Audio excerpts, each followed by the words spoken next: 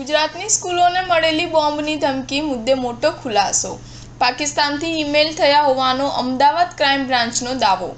દિલ્હી અને ગુજરાતમાં સ્કૂલોને ઉડાડી દેવાની ધમકી આપનાર ઈમેલ મળ્યા બાદ અલગ અલગ એજન્સી દ્વારા તપાસ કરવામાં આવી રહી હતી, જેમાં ખાસ કરીને અમદાવાદમાં 28થી વધુ સ્કૂલોને ઉડાડી દેવાની ધમકી મળ્યા બાદ તપાસ પહેલા પોલીસે કહ્યું હતું કે આ ઈમેલ રશિયન ડોમેનથી થયા છે અને હવે આ ઈમેલ પાકિસ્તાનથી થયા હોવાનું ક્રાઇમ બ્રાન્ચ કહી રહી છે।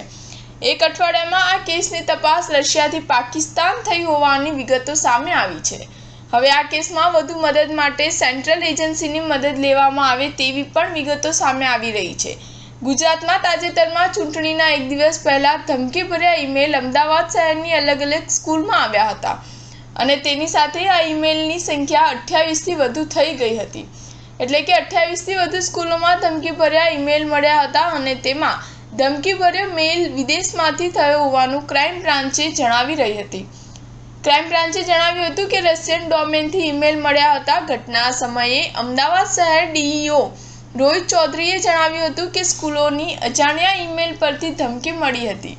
એ બાદ સ્કૂલ દ્વારા ડીઈઓ કચેરી અને નજીકના પોલીસ સ્ટેશનમાં જાણ કરવામાં આવી છે। પોલીસે ડોગ સ્ક્વોડ અને બોમ્બ સ્ક્વોડ સાથે રાખીને તપાસ હાથ ધરી હતી, પરંતુ કોઈ બોમ્બ મળ્યા નહોતા। સ્ટાર ન્યૂઝ 7 હંમેશા સચ્ચાઈની સાથે।